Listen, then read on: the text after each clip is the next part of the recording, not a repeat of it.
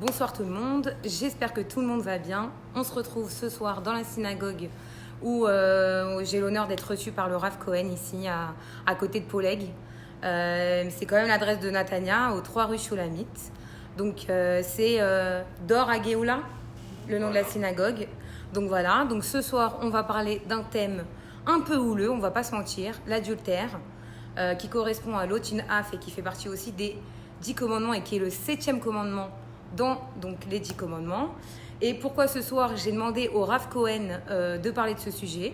Déjà parce que ça fait déjà 2 ans que ce sujet tourne à travers le monde, qu'on soit aux États-Unis, en France, en Israël ou vraiment, vraiment à travers le monde, c'est un sujet très très d'actualité qui touche tout le monde, qui touche pas mal de générations, qui touche autant les anciens couples que les nouveaux. Mais on va pas se mentir, la nouvelle génération, moi j'ai envie de dire que c'est un chaos total.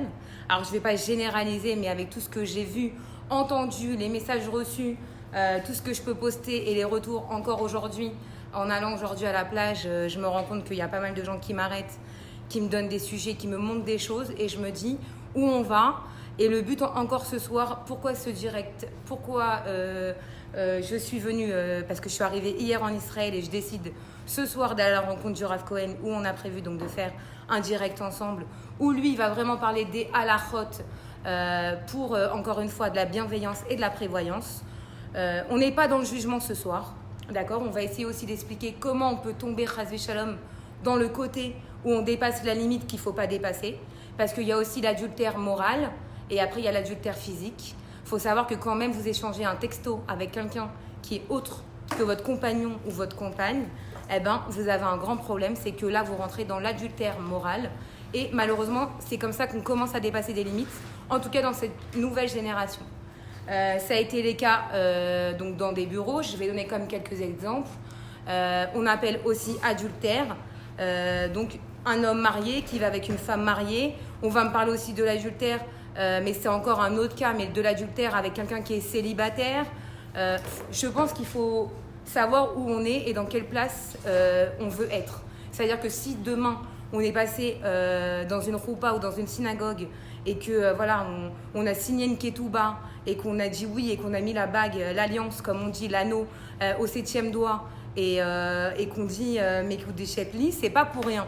Donc ce soir c'est vraiment pour recentrer, donner les bases, expliquer, donner aussi concrètement comment on peut arriver malheureusement à la gravité, prendre conscience, d'accord? Encore une fois on n'est pas dans le jugement, mais il y a quand même beaucoup de conflits, encore une fois à travers le monde, mais on ne va pas se mentir, ici, en tout cas en Israël, on ne va pas donner de ville, mais en Israël, on a beaucoup de cas. C'est pour ça que ce soir, je suis ici pour ça.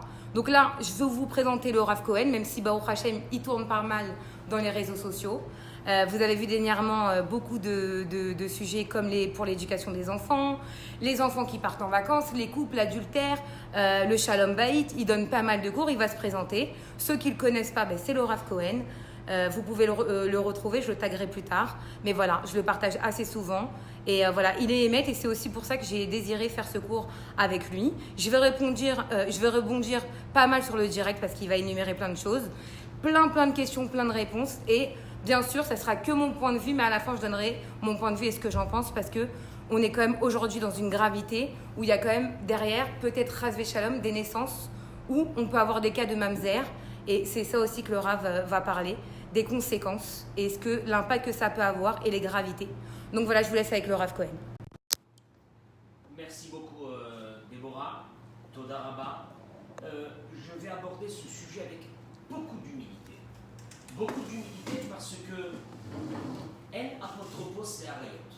Le Talmud dit que personne n'est à l'abri de ses problèmes. Personne. Religieux, pas religieux, très religieux, tout le monde est touché par ça. Donc je vais aborder, parce que c'est un sujet qui est très vaste, je vais l'aborder, on va essayer d'aller très vite, pour ne pas ennuyer les gens, et en même temps dire les choses, encore une fois, avec tout le cœur que cela impose. C'est-à-dire que ce soir, on n'est pas là en train de faire le jugement de personnes qui malheureusement auraient eu des écarts. D'abord, on verra que dans beaucoup de cas, on peut faire teshuva et on doit faire teshuva et on est encouragé à faire teshuva. Dans d'autres, malheureusement, la situation, on va le voir, est beaucoup plus compliquée. mais encore une fois, avec tout le cœur que cela impose. C'est pas qu'on est venu ici en tant que donneur de leçons, mais une chose qui m'a gêné, Déborah, quand tu m'as appelé, parce que moi je vis de mon Beth Midrash ici, à la maison Beth Midrash, pratiquement c'est mon périmètre, il est à 1 km toute l'année, je ne sors pas d'ici. Donc vraiment je n'ai pas la vision des choses. Et quand tu m'as appelé, je voulais te dire que j'ai posé des questions à des gens ici dans la communauté, ils m'ont dit, mais là, vous imaginez même pas ce qui se passe. Et puis il y en a un qui m'a dit un mot qui m'a fait frémir. Il m'a dit qu'il connaît quelqu'un, traditionnaliste, pas religieux, traditionnaliste, et qu'il a demandé un test de paternité quand sa femme est accouchée. Je dis, c'est pas possible. Je rêve, je lui dis, répète ce que tu es en train de dire. Il m'a dit, oui, je dis, c'est pas possible. Et je lui dis, quoi, et vous? Et il m'a dit, mais c'est devenu normal, vous vous rendez même pas compte de ce qui se passe ici ou ailleurs. Hein. Ici, ça veut rien dire. Le mot ici, c'est dire partout dans le monde entier. Moi, ce que j'aurais voulu ce soir, c'est réveiller la conscience. C'est pas juger les gens, c'est réveiller la conscience. Et faire prendre conscience vraiment de qu'est-ce que c'est. Parce qu'on a l'impression que c'est pas grand-chose. Je vais commencer juste par ce qui est marqué d'abord dans la Torah. Parce que dans la Torah, dans les 10 commandements, vous savez qu'il y a eu 5 commandements d'un côté, des tables, et les 5 commandements de l'autre côté. Et puis les deux, entre guillemets, nos sages ont essayé d'interposer entre un commandement qui se trouvait sur le côté droit avec un commandement qui se trouvait sur le côté gauche. Et quand la Torah elle a dit l'opti-af, tu ne commettras pas d'adultère, pas seulement ça, c'est que c'est quand même très, très grave, c'est que après qu'elle ait dit tu ne commettras pas d'adultère, il est écrit encore un peu plus loin l'otarmot betreera, tu ne convoiteras pas la maison de ton prochain, tu ne convoites. La Torah est explicite. Après qu'elle t'a dit déjà tu ne commettras pas d'adultère, t'as compris, pas besoin que je te fasse un film. Et la Torah continue et dit tu ne convoiteras pas la femme de ton prochain. Tu ne convoiteras pas la femme. Tiens, il a fallu que je te dise encore une fois clairement pour ne pas que tu te dises que l'adultère c'est autre chose. Et la Torah te dit interdiction. Et là sur ça, une chose que toi tu as, je pense, posté aussi, mais qui est très important, par définition, ce terme, nosardis, désigne uniquement bien sûr un rapport avec une femme mariée. C'est ça la définition de l'adultère. Maintenant, il faut savoir une chose, c'est que d'aller avec une célibataire, il y a aussi une transgression de la Torah. Quand je dis de la Torah, ça veut dire qu'il y a eu des interdictions qui sont d'ordre toranique. Il y a des interdictions qui sont d'ordre rabbinique.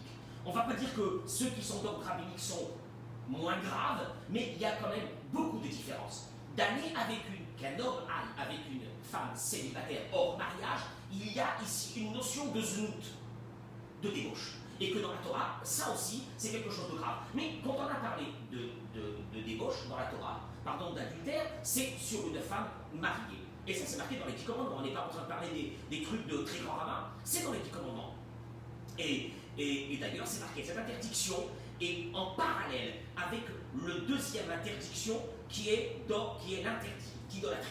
Quand vous prenez les tables de la loi, il y a Anochi Hachem, c'est moi Hachem ton Dieu. Loï Elecha Elokim Achirim Alpanaï. Tu n'auras pas d'autre Dieu, c'est-à-dire l'idolâtrie. Si vous prenez tout de suite après les lois qui vont venir pour régir les relations humaines, vous avez au même endroit, à la même hauteur, si on peut appeler ça, celle de l'adultère. Pour te dire que la Torah te dit, il y a ici une transgression, on va le voir, qui dépasse l'ordre physique. Parce que nous, on croit que c'est un truc physique. Ouais, c'est un truc physique. On va voir que dans la Torah, la dimension de cet acte est d'ordre beaucoup plus haute que celle du physique. Si vous me suivez, vous allez voir comment on va le découvrir. Mais j'aime bien qu'on dise d'abord les choses qui sont marquées dans la Torah. Après, on va développer un peu l'aspect humain qu'il y a derrière tout cela, parce qu'on ne va pas se cacher derrière des textes de la Torah. Il faut quand même qu'on puisse parler par rapport à ce que nous vivons dans la société. Et essayer de savoir un petit peu comment éviter cela, pourquoi est-ce qu'on est tombé, qu'est-ce qui s'est passé, etc. On va essayer les attachés d'avancer rapidement par rapport à ça. Déborah, quand tu voudrais intervenir, fais-moi signe et j'arrêterai. En plein milieu, il n'y a pas de problème. Je voudrais dire une chose. C'est vrai que... Alors, ça existe depuis quand, ce problème? La nuit des temps. Ah, si la Torah, elle nous l'a marqué, c'est que ça existait déjà. En ce temps, il n'y a aucun problème. Mais il faut savoir une chose, c'est que oui, certainement. Vous savez pourquoi? Parce qu'un être humain, je parle d'un homme et d'une femme, hein, quand je dis des fois un homme, c'est peut-être un homme, ça peut être une femme. Dans tous les cas, un être humain cherche des émotions. Et qu'il est bien possible quand même, Déborah, et ça je vous le dis devant vous tous, c'est que la quantité d'émotions dans cette génération est peut-être beaucoup plus grande que la quantité d'émotions qui était demandée à un être humain dans les générations qui sont passées. Et il faut savoir, c'est que toujours on sera, je vous le dis pour vous, pour moi, pour tout le monde, on sera toujours dans un combat. Et ça, c'est la nature humaine. On ne peut rien faire. Entre la volonté de continuer à vivre une vie linéaire, tranquille, je suis avec ma femme, mes enfants, il n'y a rien qui se passe. Ouais, c'est pas, ta vie, elle n'est pas entre la vie de quelqu'un qui va dire ah, tu ne sais pas ce qu'il fait lui. Alors lui, c'est un danger. Il est du matin jusqu'au soir avec des femmes. Et tu vois que le Yetzer Hara, il est là, en train de te dire est-ce que je reste dans ma vie tranquille, je fais pas de vagues, je m'éloigne de tout ça, ou bien j'ai bien envie moi aussi de passer de l'autre côté et de kiffer un petit peu. Ça, c'est dans l'être humain. Maintenant, c'est pas. On va pas te marquer ici, rachat, c'est une chose qui se trouve dans tous les êtres humains. Il faut savoir que les raisons, si on va parler quand même un peu des raisons, puis on va développer, elles peuvent être de deux pôles différents. Traduction, qu'est-ce que ça veut dire deux pôles différents? Maintenant, tu vas me dire, alors c'est quoi la raison? Pourquoi il y a des couples que cela arrive? C'est de la faute de qui? On cherche. C'est de la faute de qui? On cherche toujours le fautif. C'est de la faute de qui? On va voir que c'est pas si évident que ça. Parce que la première, on va développer les deux pôles. Premier pôle, c'est celui que l'homme ou la femme ne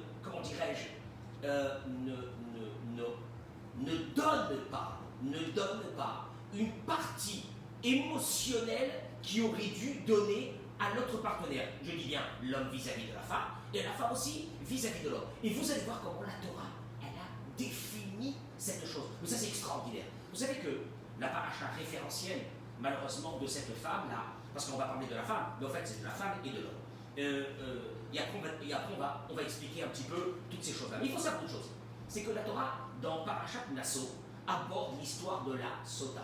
La Sota, c'est une femme que son mari pense que peut-être elle est partie et qu'elle a eu des... en tout cas, qu'elle se serait isolée avec un homme et qu'on ne sait pas. Donc lui, maintenant, il est dans une situation où il veut savoir qu'est-ce qu'il fait. Est-ce qu'il peut rester avec cette femme ou il ne peut pas rester avec cette femme? La Torah, regardez comment elle dit. Ish, qui tisté, ishto, tisté. Si sa femme s'écarte, mais si vous constatez le mot, c'est comme si c'est marqué choté. Et là, la Torah te dit une chose. El Adam, Over, Avera, et là, Inken Ichnas Bo Ruach Shtut. Un homme ne peut pas faire une Avera, on ne peut pas arriver à cette situation de Avera, si ce n'est qu'un vent de folie va rentrer en lui. On va expliquer qu'est-ce que ça veut dire un vent de folie. Et là, la Torah te dit, regardez. Donc, il devra la prendre et l'amener chez le Kohen, etc. Mais quand vous constatez, la Torah ici nous donne un message extraordinaire. C'est que la Torah nous dit, juste avant, dans la paracha, on parlait qu'il fallait donner, vous savez ce qu'on appelle les trumot et les maasot, ce sont les dons qu'on devait donner au Kohen, les prémices, on va dire le 10e de sa récolte, etc. qu'on devait donner au Kohen. Et la Torah, elle te dit, et là je me suis toujours posé la question, quel était le rapport? Si tu ne donnes pas au Kohen si tu ne donnes pas au Kohen, tu retiens les dons que tu aurais dû donner à ce Kohen, Dieu il dit, je te jure, par ta vie, je vous cite les mots du Rachid, que tu auras besoin de te rendre chez lui pour lui amener ta femme qui est soupçonnée d'adultère. Moi je me suis posé toujours la question, quel est le rapport? Parce que je n'ai pas donné les dons au Kohen, qu'un jour je vais apporter ma femme. Et regardez qu'est-ce que nos sages nous disent par rapport à ça. Et vous allez voir que c'est une indication primordiale dans cette histoire d'adultère. Il faut savoir, c'est qu'il y a une logique. Il y a une logique extraordinaire. C'est quoi la logique? C'est qu'un homme, un être humain, qui n'est pas capable de comprendre qu'il y a une part qui revient à l'autre. Le Kohen, lui, n'avait pas de terre. Le Kohen devait vivre par quoi? Par les dons que les béné Israël lui apportaient tout au long de l'année. Lui, il décide de ne pas amener. En fait, c'est quelque chose de spirituel. C'était des dons qui sont devenus kadosh, qui sont saints. C'est les trumot et les maasot. Il devrait en principe lui donner au Kohen. Et je ne donne pas au Kohen. Mais le Kohen, avec quoi il va vivre? Moi, je te pose la question. Ah ben, il se débrouille. Au fait, la Torah, elle est en train de te dire une chose. C'est que cet homme-là, tu veux comprendre quel est son problème? Oui, un jour il amènera sa femme parce que elle sera soupçonnée d'adultère. Je lui dis, quel est le rapport? Moi, j'ai pas voulu donner mes droits au Cohen. Quel est le rapport que je vais apporter un jour à Dieu ne plaise, ma femme? Ça veut dire, quel est le rapport? Et là, moi, ça te dit, et le rapport, il est extraordinaire. Si un homme, il n'est pas capable de donner ce qui est spirituel et qui revient au Cohen de lui donner, sache une chose, cet homme, il a un vrai problème. C'est qu'il ne peut pas donner, même des choses qui sont spirituelles. Traduction. Eh bien, avec sa femme, il n'a pas su, je dis bien, et ça peut être des deux côtés, mais malheureusement, c'est souvent, et c'est beaucoup ça aussi. C'est que l'attention qu'il devrait lui donner, la considération qu'il devrait lui donner, le respect qu'il devrait lui donner, l'amour qu'il devrait donner à cette femme-là. Et du fait qu'il n'a pas réussi à lui donner ça, tu vois, ben, c'est pas la peine, je n'ai pas besoin de lui donner. Il y a des hommes qui sont incapables de donner. Il y a des hommes ou des femmes qui sont incapables de donner des émotions. Les émotions, c'est spirituel. Il dit, ben, l'autre peut vivre sans ça. Comme ce type-là, il avait dit, le Cohen, il peut vivre sans les cadeaux spirituels qu'en principe lui revenaient. Je ne lui donne pas. Eh bien, cet homme-là, il a un vrai problème en lui. Mais ce problème, il va l'amener à quoi? Il va l'amener à ce que dans sa vie de couple, il y aura le même problème. C'est qu'il n'arrive pas à donner la partie spirituelle qui est en lui, qui veut dire l'amour, l'attention, le kavod, le respect qu'il y a envers cette femme-là. Et qu'est-ce qui va se passer? Ben, vous le savez mieux que moi. C'est la suite, c'est quoi? C'est qu'un jour, elle va rencontrer un homme qui, à la base, elle n'est pas partie pour le tromper. À la base, elle est partie pourquoi? Pour recevoir elle a une carence affective. Ou il a, lui, une carence affective. Il faut parler des deux. Mais regardez comment la Torah, la définition, comment elle est extraordinaire. Il y a cette carence affective. Cette carence affective va faire qu'elle sera ou il sera entraîné à aller discuter avec quelqu'un, avoir un petit texto, avoir un petit machin, et de là, de fil en aiguille, on y arrive à ce que le Yetzer Hara va faire son travail, et à la fin, tu vas dire, mais c'est pas possible, comment elle a pu arriver à cette situation où lui? Parce qu'il y a ce problème, manque de communication dans un couple, parce qu'aujourd'hui, on est dans une situation où c'est que chacun est renfermé dans sa propre vie. Ça peut être parce qu'il a des soucis de Parnassa, ou elle a des soucis avec les enfants, ou il y a des soucis à la maison, ou bien parce que, malheureusement, il peut se passer aussi une chose qui est aussi Baruch Haba, Bechavod. Et donc, la Torah te dit, ben voilà, la Torah te dit, voilà ce qui va se passer. Rav, je peux surenchérir sur quelque chose? Bien sûr. Aujourd'hui, on a quand même, je vais juste en même temps m'adresser, on a quand même un problème, parce qu'on parle des hommes, mais aujourd'hui, on a quand même aussi pas mal de femmes qui dépassent la limite.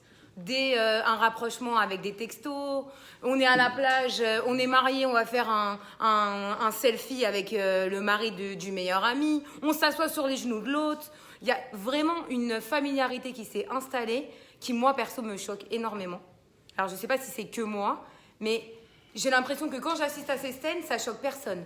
Okay. Et je me dis, à un moment donné, il faut réveiller les gens. Et les gens, malheureusement, quand on leur dit les choses, ben, forcément, ça ne leur plaît pas. Forcément, ils ne voient pas le mal. Forcément, pour eux, ils ne sont pas dans la gravité. Et après, quand malheureusement, ils dépassent la limite, ils vous appellent ou ils viennent vers vous et ils vont vous demander conseil auprès des rabbanim ou des rabbanites. Moi, je ne vous mens pas, je reçois, encore comme vous avez pu voir les messages, je reçois pas mal de messages. Et je me dis, à un moment donné, parce qu'il y a beaucoup d'hommes qui m'ont dit, tu sais, Déborah, avant, c'est vrai, les hommes, ils le faisaient beaucoup. On vit vraiment aussi dans une génération où la femme, elle veut avoir un statut égal à l'homme, mais elle se comporte aussi dans le caractère comme les hommes, dans le sens où ça ne la dérange pas d'aller voir ailleurs, de briser un foyer, de briser l'autre foyer d'à côté. On va dépasser les limites avec les beaux-parents, avec ses parents respectifs. Il y a aussi ça aussi où ça engendre pas mal de soucis. Ok. Alors c'est très bien parce que quand même, je veux d'abord quand même donner la voix de la Torah. Parce que les gens se disent oui mais où c'est marqué que c'est interdit et qui a dit que c'est assourd et peut-être c'est des trucs pour les religieux. Alors moi je vous savais ce qui est marqué dans le Shulchan Aruch. Maintenant le Shulchan Aruch c'est quoi? Enfin, pour ceux qui ne savent pas c'est quoi le Shulchan Aruch, le Shulchan Aruch c'est la Torah orale qui a été donnée à Moshe. Dieu a donné la Torah orale à Moshe. Dans cette Torah orale, il y a ce qu'on appelle le Shulchan Aruch. C'est le code qui a régi les lois des Béné Israël depuis la nuit des temps jusqu'à aujourd'hui. Alors on peut se référer, parce que moi je vais vous dire par exemple, c'est assourd de manger du lait et de la viande. Tout le monde est d'accord, oui? Ah oui, c'est assourd de manger du lait. D'où on le sait? C'est marqué dans le Shulchan Aruch. Alors moi je peux quand même vous dire qu'est-ce qui est marqué dans le Shulchan Aruch. Le Shulchan Aruch dit, Tsarich Adam leitrachek min anashim meod meod. Un homme doit s'éloigner des femmes meod meod. Beaucoup, beaucoup. C'est bizarre hein, qu'ils nous disent beaucoup, beaucoup. Ve'asurlo. Ça c'est la halakha. Ah ben, et qu'est-ce qu'il y a si je me mets à côté? Je répète, comme tu dis c'est assourd de manger du lait et de la viande, il y a un issour de la Torah. Il faut le dire, parce que les gens ils pensent que ça c'est des trucs qui sont pour les religieux. Mais que ceux qui ne sont pas religieux ne sont pas concernés par ça. Oui, moi j'aime bien la Torah, je veux respecter la Torah, mais ce qui est pour les très religieux, je ne le fais pas. On n'est pas pour les très religieux. On est dans la halakha, la loi intrinsèque. La halakha intrinsèque est marquée dans le Even Haezer. Il ramène ici interdiction de s'approcher des femmes. Assur l'onikotz biyadav ou biradlav. Tu n'as pas le droit de faire un signe avec ton pied ou avec ta main vers une femme. Irmos be'elav, même de faire ce qu'on appelle un clin d'œil. Les achat mina arayot, aux personnes qui sont interdites, les femmes qui sont interdites. Ve'asur l'isrok ima ou lehakel rosho. Tu n'as pas le droit de rire avec elle, tu n'as pas le droit de plaisanter avec elle, tu n'as pas le droit de regarder sa beauté, tu n'as pas le droit, je cite, tu n'as pas le droit de de sentir son parfum. Etc. Il ramène encore. Et juste une chose, parce que dans les mêmes interdits, interdiction de rester seul dans un endroit. Oh, mais je fais rien. Mais je fais rien.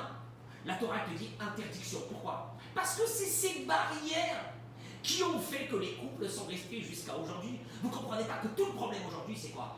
C'est pas que les gens sont devenus fous ou que les gens sont devenus mauvais. Les gens avant faisaient attention aux barrières, aux bdarim que nos sages ont mis. Parce que quand tu franchis la barrière, tu n'as plus contrôle de toi. Alors comment on fait? Ben, je ne peux pas m'asseoir dans une plage avec toutes les femmes qui sont là et qui sont habillées en maillot ou je ne sais comment.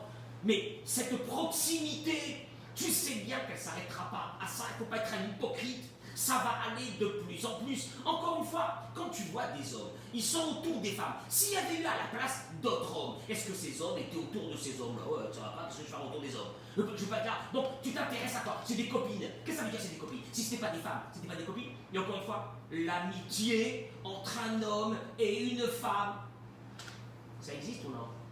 Gros débat. Gros débat. Débat d'hypocrisie. Ça existe, oui ou non? Ça n'existe pas. À un moment donné, moi j'ai connu des dizaines de personnes qui m'ont dit mais non, on avait une amie féminine. Et à un moment donné, ils n'ont pas su pourquoi et comment. Ça a permuté d'une relation amicale et c'est passé à quelque chose d'autre. Et la Torah te dit, il est interdit de... Alors dans ce cas-là, on ne peut plus rien faire. Mais t'as compris une chose. C'est quoi qui est toléré alors? Comment? C'est quoi qui est toléré? Parce qu'on parle beaucoup d'interdits. Qu'est-ce qui est toléré dans un rapport entre un homme et une femme qui n'est pas sa femme? Si c'est que tu te mets à côté d'une femme pour le travail, et que c'est uniquement pour le travail, et que tu n'as pas... Alors surtout, la halakha t'a dit, tu ne clignes pas de l'œil. Ça veut dire quoi? Ça veut dire que tu ne peux pas être avec une collègue de travail. Ah là, manishma, nanana, salut, maïta, qu'est-ce que t'as fait hier soir? Qu'est-ce que t'as fait? Qu'est-ce que t'as fait? Encore une fois, soit tu... Alors quoi, je vais rester? Soit tu restes dans des barrières, soit tu n'es plus à l'abri de rien du tout. Et tu peux être le plus religieux du monde. Je le répète. Et c'est la même chose. Sur ça, il n'y a pas de question entre très religieux et pas très religieux. Maintenant, le pire, c'est que tu te dis, alors je vais travailler avec une collègue. Non, tu n'as pas le droit. Pourquoi tu n'as pas le droit? Parce que la halakha, je répète encore, comme elle t'a dit qu'il est interdit de manger du lait et de la viande, elle t'a interdit de rester seul avec une femme. Alors il y a des halakhot qui s'appellent les halakhot de Yichud, est-ce qu'on peut laisser la porte ouverte, etc. Il y a beaucoup de halakhot sur ça, le débat n'est pas là ce soir. Et qu'est-ce qu'il y a? Eh bien si je reste avec elle, quel est le problème? Mais tu sais bien qu'à partir du moment où il n'y a pas de barrière, tu n'es pas à l'abri de rien. Et on va voir un petit peu ça va nous aider, parce que c'est pas simplement de se cantonner derrière le texte de la Torah, c'est de voir exactement le fonctionnement et ce qui peut se passer. Il faut savoir une chose, c'est que malheureusement, il y a d'autres hommes ou des femmes. Parce qu'on a parlé du premier pôle, de celui que peut-être l'homme ou la femme ne donne pas à l'autre. La partie émotionnelle qu'il a besoin ou qu'elle a besoin. Je dis bien à Rabotai, c'est très important. Dans un couple, quand on se marie, c'est pas simplement pour vivre. Ah ouais, c'est bien de rappeler les bases du mariage. Mais c'est pas simplement. Quand on dit que le mariage égale donner à l'autre, quoi donner à l'autre? Quoi lui donner? Aller faire les courses? Qu'est-ce que ça veut dire donner à l'autre? Donner ce qu'il y a de meilleur à l'intérieur de ton cœur. Traduction. Ton temps, ton regard, ta bonté, ton cœur. Ton cœur. Et je répète, où était le problème? Où il a commencé le problème? C'est que nous sommes dans une société qui n'est pas une société d'amour, mais une société de séduction. On flash. On flash. Donc, beaucoup de jeunes vont se marier. Pourquoi? Parce qu'il y a une attirance. Mais le problème, c'est que l'attirance dure un tout petit moment, mais après le mariage, ou ça permute dans l'amour, ou ça ne permute pas. Et comment fait-on que ça permute dans l'amour? Attention, kavod, respect, temps, amour, etc. Maintenant, un homme qui est en manque émotionnel, quand une femme dehors, elle va lui faire des sourires et des machins et des ci, des là, le pauvre, il est inspiré. Contraire, malheureusement. Maintenant, je suis en train d'expliquer que ce qu'ils font, c'est bien. Parce qu'on va voir, mais je parle du mécanisme, que le mécanisme aussi, il faut en parler. Une femme qui est, tu sais quoi, une dureté totale, rien avec son mari. Et, à un moment donné, s'il y en a une autre dehors, il faut dire les choses. Il y a une mitzvah de dire qu'un couple, ça s'entretient. Et s'il n'y a pas cet amour des deux côtés, il y a un grand problème. Mais attention, parce que c'est facile de dire que c'est la faute de l'autre. Je précise. Parce qu'il y a des couples où malheureusement la femme était disponible émotionnellement pour le mari, tout ce qu'il voulait. Ou vice-versa. Mais il y a des gens qui ont besoin de plaire. De plaire, d'excitation. Ils ont besoin de séduction. Ils ont besoin de palpitations, comme ça ils disent aujourd'hui. Ils ont besoin des papillons sans arrêt. Ils ont besoin de se sentir jeunes. Ils ont besoin... Quel âge t'as? T'as 40, 50 piges. Tu fais quoi de ta vie? T'as des enfants? On va parler des enfants tout à l'heure. 2 minutes. Mais tu fais quoi de ta vie? Tu es encore dans un système de séduction vis-à-vis de qui? Va séduire ta femme? Ah non, mais ma femme non. Je vais aller séduire quelqu'un d'autre. Et ces personnes-là, tu vas pas dire que c'est la faute de sa femme s'il est parti la tromper. Ouais, parce que sa femme, sûrement, elle n'était pas disponible pour lui. C'est faux. Parce que souvent, la femme, elle peut être aussi dans une situation où c'est qu'elle est disponible pour l'homme émotionnellement. Mais malheureusement, l'homme a besoin de beaucoup plus. L'homme, il a besoin d'excitation. Ça peut être les deux pôles. C'est ça, je rejoins ce que dit madame, c'est qu'aujourd'hui, les pôles sont inversés également. Voilà. Là, ce que vous dites, c'est l'homme, mais aujourd'hui, la femme, malheureusement, elle a les mêmes actions, les mêmes activités qu'un homme aujourd'hui. Mais Fadaï, ils font la même chose. Mais c'est pour ça que je dis, que le même mécanisme qui est dans l'homme, il est aussi dans la femme. Et que c'est pas que c'est de la faute de l'un plus que de la faute de l'autre, mais surtout une chose. Et ça, c'est. Nous, on a un remède, excusez-moi, madame. Nous, on a un remède. Vas-y. Limut Torah. C'est vrai. Dans tous les remèdes, Limut Torah qui n'est d'accord. La femme, elle a quoi comme remède pour calmer ça? Moi je pense honnêtement, quand un homme, il rayonne dans sa Torah, il fait rayonner dans son foyer quelque chose de grande valeur. Et que cette valeur-là, par sa façon de se conduire maintenant avec sa femme, parce que justement, il est rentré dans un monde de Torah, dans un monde de mitzvot, dans un monde où le Yetzer Hara est moins exacerbé. Il va faire rentrer quelque chose de valeur dans la maison. Maintenant, je vais te dire une chose. Un homme qui est rentré dans la Torah, il a un respect inné de la part de sa femme. Je parle en principe. Dans tous les cas normaux, en principe, c'est comme ça que ça se passe. Maintenant, je voudrais juste te dire encore autre chose. Parce que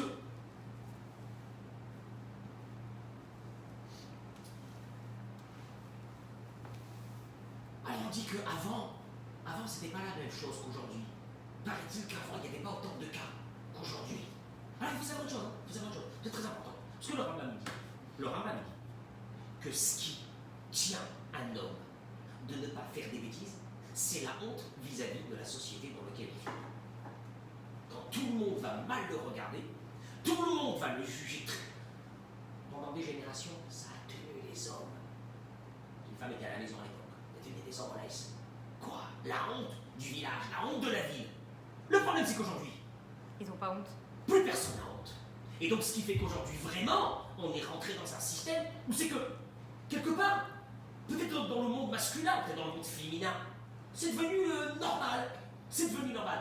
Attention, quand tu grattes un peu, tu vois que c'est pas normal. Pourquoi? Parce que si tu demandes à l'homme qui est en train de tromper sa femme, est-ce que tu serais d'accord que ta femme elle va te tromper aussi? Oh, il dira, ça va pas, jamais de la vie. Moi, le jour comme ça, je sais pas ce que je lui fais. Donc tu vois bien que il est il essaye, parce qu'on va le voir, il va essayer de légitimiser, lui, sa situation à lui, mais en sachant qu'il y a un grand problème.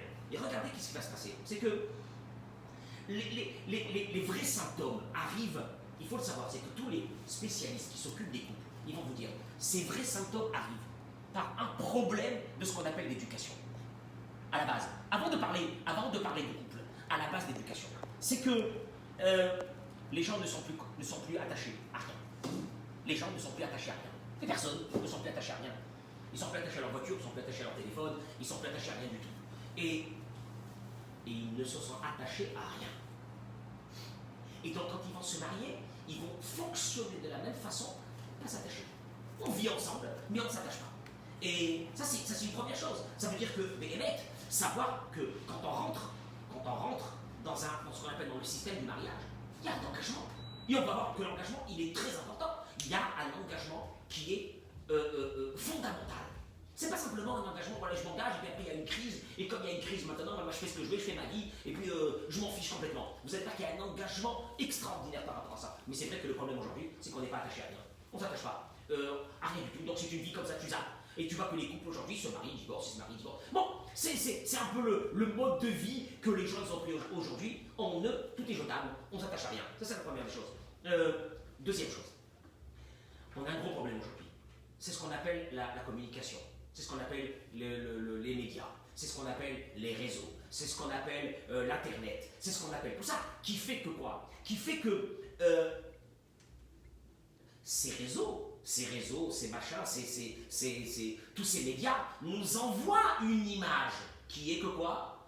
Que dans tout ce que tu vois, dans tous les films et dans tous les machins et dans tout ça, tu vois que tromper, c'est une chose pratiquement qui est devenue banale. Et d'ailleurs, l'être humain, vous savez qu'est-ce qui se passe? Un homme qui va tromper sa femme, ou une femme qui va tromper l'homme, vous savez qu'est-ce qu'elle cherche? À partir de ce moment, d'entendre chez d'autres, ou de regarder dans des endroits où c'est qu'il y a des personnes qui font comme elle ou comme lui. Vous savez pourquoi? Pour une seule chose, un être humain n'aime pas vivre avec un sentiment de culpabilité. Alors qu'est-ce qu'il va faire? Il va essayer, soit il a deux solutions. La première, c'est qu'il fait échouer. Donc il dit j'arrête. La deuxième solution, c'est qu'il dit mais tout le monde le fait. Et comme tout le monde le fait, donc ça le met dans une situation où c'est qu'il se sent bien. Et ça, c'est aussi quelque chose d'humain. Ça veut dire que attention à ce danger, qui est quoi? De chercher et de se dire, si déjà moi, je suis en train de tomber, je vais regarder ailleurs. Et si je vois d'autres personnes tomber, ça me prouverait que ce que je suis en train de faire, c'est pas grave. Et c'est très grave. Et on va le voir que c'est très grave. Un point encore qui est très important. Je reviens encore sur celui-là. Un point qui est très important. La communication dans un couple. Ça, c'est une chose qui est de base. Parce que souvent, ces hommes ou ces femmes ne devaient pas tomber dans ça. Ils n'étaient pas faits pour tomber dans ça. Malheureusement, il y avait deux solutions. La première, c'est de se confronter vraiment, le couple, pour voir où est la crise. Essayer d'arranger. Parce qu'on peut, il y a toujours des façons. Mieux que ça, il y a toujours des façons qu'on n'a pas essayées avant de tomber. Et qu'on aurait pu peut-être essayer pour ne pas tomber dans ça. Il y a toujours des façons. Et malheureusement, qu'est-ce qu'il y a? Ce manque d'investissement qu'il y a aujourd'hui dans les couples fait que c'est normal. Alors ça va pas, qu'est-ce que je fais? J'ai deux solutions, on divorce. On divorce pas, on n'a pas le courage de divorcer, alors on reste. Mais comme on reste comme ça, c'est quoi? On reste en crise. On reste en crise, attention, danger. Parce qu'en restant en crise, qu'est-ce qui va se passer? À un moment donné, il y a un courant d'air, il y a quelque chose qui va arriver, tu risques de tomber. Faut pas que tu restes dans cette situation de crise. Pourquoi? Parce qu'un être humain ne peut pas rester dans une carence émotionnelle. C'est pas possible. De vivre dans cette carence émotionnelle tout le temps, c'est très dur. On n'arrive pas. Donc à un moment donné, un homme a besoin d'être aimé, une femme elle a besoin d'être aimée. Alors va, essaye d'arranger, va voir, il y a des personnes qui sont spécialisées pour les couples, essaye de voir un petit peu comment tu peux faire pour arranger, mais ne reste pas dans une situation. Je parle là ici pour les gens qui n'en sont pas encore tombés. On va parler de ceux qui sont tombés, on verra un peu la situation. Mais ceux qui ne sont pas encore tombés, déjà de se dire une chose, il y a des chances encore d'arranger. N'oubliez pas une chose. À partir du moment où on commence à avoir un lien avec une femme ou avec un homme, qui n'est pas son mari ou qui n'est pas sa femme, qui ce soit des liens par des textos, ou par, je sais pas moi, WhatsApp, ou par tout ça, sachez, écoutez-moi bien ce que je vous dis, c'est que ça te revalorise, ça te revalorise. Tu te sens bien dans ce moment-là, mais tu ne vas pas t'arrêter. Il y aura toujours une suite. Jamais tu vas rester. Le Yetzer Hara, jamais il est statique. Jamais tu resteras dans une situation statique. N'oublie pas, c'est d'avancer. Le but, pour lui, c'est d'avancer. Alors toi, aujourd'hui, tu es au stade de textos, de sourires, de petits machins. N'oublie pas, homme ou femme, fais attention. Il y a une suite. Mais elle n'est jamais bonne. Il y a une suite et elle n'est jamais bonne. Et encore une fois, moi je me dis une chose, c'est que on vit aujourd'hui dans un monde où c'est qu'on a banalisé les rapports. On a banalisé c'est quoi une femme. On a banalisé c'est quoi un homme. Et qu'on s'imagine que c'est normal. Alors, on va arriver à l'histoire du mariage. Parce que on a des images, nous, malheureusement, du monde occidental. Pas du monde de la Torah. On n'a pas cette image. Nous, le monde occidental, il nous envoie ces images. Les hommes, les femmes, on fait ce qu'on veut, on est libre, on est libéré, il n'y a aucun problème. Mais on va voir un petit peu, on va se réveiller un moment, de voir un petit peu qu'est-ce que la Torah nous dit par rapport à tout ça. Et regardez, il faut savoir une chose, c'est que je voudrais juste dire quelque chose qui est dramatique. Parce que même, je voudrais donner une dimension. Quand on parle d'un homme ou d'une femme qui vont faire une bêtise, quand je parle bien sûr avec malheureusement des personnes mariées et... On va donner aussi l'exemple des gens aussi pas mariés.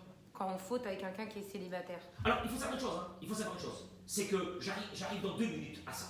Et je vais te dire, parce que tu vas comprendre un petit peu le problème. Je vais vous amener quand même, il y a un homme qui s'appelle Shlomo Amelech, l'homme le plus intelligent du monde. On va voir un petit peu lui, qu'est-ce qu'il nous dit dans cette histoire-là. Mais juste avant, vous savez que la Gemara dans la Sechet Baba Metzia, elle ramène une chose qui est extraordinaire. La Gemara dit comme ça. La Gemara dit comme ça, dans le traité de Perek Hazav. La Gemara dit Kol hayomdim les Gehinam olim.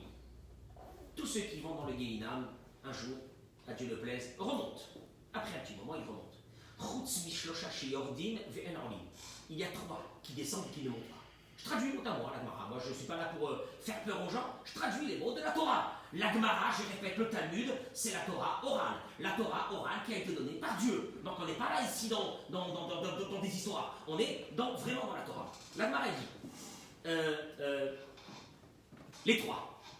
Rabba Alishetish, celui qui va avec une femme mariée, fait partie des 3 personnes qui descendent dans le Gehinam et qui ne remontent pas. Alors, le Talmud va préciser que dans les autres cas de la vie, il est bien possible que la personne arrive jusqu'à côté du Gehinam et elle remonte dans le Olam Haba, Baruch Hashem. Mais il y a 3 qui devront subir le Gehinam de plein fouet avant de remonter. On les appelle on leur donne le nom, 3 qui ne remonteront jamais. 1. Celui qui va avec une femme mariée, Hamalbin Penechavero Barabim, celui qui fait honte à son prochain devant le public, Vermechane Shamra Alhamero, et celui qui va donner un surnom qui est dégradant à son aide. Les 3. Et nos sages, le Maharal de Prague, vous avez lu sûrement entendu parler, il dit une chose, écoutez-moi bien. Vous allez voir, parce qu'on va rentrer bien dans le vif du sujet. Le Maharal dit, il y a des tendances à faire des avérotes. On a tous des tendances à faire des avérotes qui sont des avérotes de plaisir corporel. Je sais pas moi, quelqu'un qui aime manger, il y a quelqu'un qui aime manger des huîtres. Ouais, il va manger des huîtres. Non, des avérotes qui sont ce qu'on appelle du plaisir corporel de la personne. Très bien. Et il y a des avérotes, écoutez bien ce qu'il dit le Maharal de Prague, qu'on les appelle des avérotes d'atteinte psychique. Tu fais honte à quelqu'un, c'est une destruction psychologique. Tu vas lui faire honte devant tout le monde, il va être dégradé, il va perdre complètement son honneur devant tout le monde. On appelle ça une destruction psychologique. Et c'est beaucoup plus grave qu'une destruction de le toucher physiquement. On va le voir pourquoi. Pourquoi toucher quelqu'un dans son psychique, c'est beaucoup plus grave que de toucher quelqu'un physiquement. Je le frappe, je donne un coup. Mais non, c'est beaucoup moins grave. Tu l'as fait honte devant tout le monde, tu l'as atteint dans son psychique, tu l'as atteint à l'intérieur de lui, c'est beaucoup plus grave. Et le Maharal, il dit, regardez une chose, on va voir un petit peu le cas de l'adultère. Il dit comme ça, derrière le psychique, écoutez bien, il y a une conscience. Et la conscience, elle est divine. Elle est de Dieu. Qu'est-ce que ça veut dire, une conscience? Si je devrais traduire ça, Akadosh Baruch Hu avait un projet pour chaque être humain. Et un être humain, quand il est né, il lui a mis à l'intérieur, on va dire, un disque dur dans son psychique, qui va permettre à l'être humain de faire le chemin et le but, Déborah, Akadosh Baruch Hu, avant ta naissance, il t'a mis dans ton psychique ce qu'on appelle une partie divine. Cette partie divine va te permettre à toi d'accomplir ce que tu devras accomplir dans ce monde. Maintenant, il faut savoir, c'est que un homme, un être humain qui a été détruit psychiquement, par exemple, malheureusement, il y a eu des personnes que leurs parents les ont dégradés, les ont détruits, et leur enlevé toute leur force, les ont traités de tous les noms de nuls, de moins que rien. Leur psychique, ce qui est à l'intérieur. Quand je parle du psychique, c'est-à-dire la partie divine qui est à l'intérieur, elle se détruit d'elle-même. Et donc, il ne pourra pas accomplir le but pour lequel il est venu dans ce monde. C'est très grave. Et le Maharal, il développe ça pourquoi? Pour arriver à une idée. C'est que Dieu, il te met à l'intérieur de toi, quelque part, un disque dur dans lequel il te demande d'accomplir une mission dans ce monde. Voilà.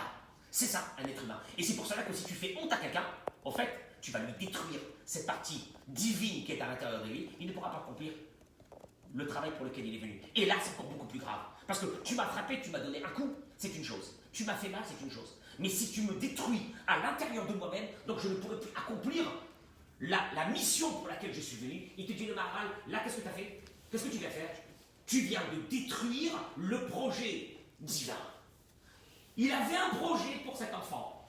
Toi, tu l'as maltraité, à Dieu ne plaise. Cet enfant ne sortira rien de lui. Et donc, la partie psychique qui est à l'intérieur de lui, tu l'as détruit. Quelque part, son disque dur avec sa mission à faire, elle est partie. En quelque part, tu as détruit la partie de la personne. Et là, la Torah te dit, il rentre dans le Guéhina, il ne remonte pas. Maintenant, on arrive à l'adultère. Et il dit le Maharal, mais l'adultère, c'est physique. Il n'y a rien de psychique. Il n'y a rien de divin, c'est physique. Et il dit le Maharal. La Maharal dans Masechet Nida, vous la connaissez tous. 40 jours avant la création, la conception d'un bébé, d'un enfant, on décide. Bat ploni, les ploni. Cet homme va se marier avec cette femme. Traduction. Ça veut dire, concrètement, comment ça se passe? Eh bien, le Maharal dit que en haut, il y a une seule âme. Elle est féminine et masculine. Au moment de la naissance d'un enfant, on va partager cette âme en deux. Une partie va devenir un garçon, une partie va devenir une fille. Et le travail, la prière, tout ce que vous voulez d'un être humain, la sainteté, va faire que Bezrat Hashem, tu vas rencontrer un jour ta partie masculine, Déborah, Bezrat Hashem. Et donc, le projet divin de la personne va être quoi? C'est que tu restes. Ben oui, parce que en haut, tu étais un. L'âme sœur, oui, l'âme sœur, c'est ça. On dit l'âme sœur, c'est ça. Et donc, que tu vives ensemble avec cette âme sœur. Tu finis ta vie avec cette âme sœur. Et que tu remontes dans le ciel avec cette âme sœur. C'est le projet divin. Et toi, qu'est-ce que tu fais? Toi, qu'est-ce que tu fais? Tu vas prendre la femme de l'autre. Et alors, elle ne pourra plus retourner avec lui. Parce que c'est rare. Parce qu'une femme qui a trompé son mari ne peut pas rester avec lui. Mais alors on fait comment?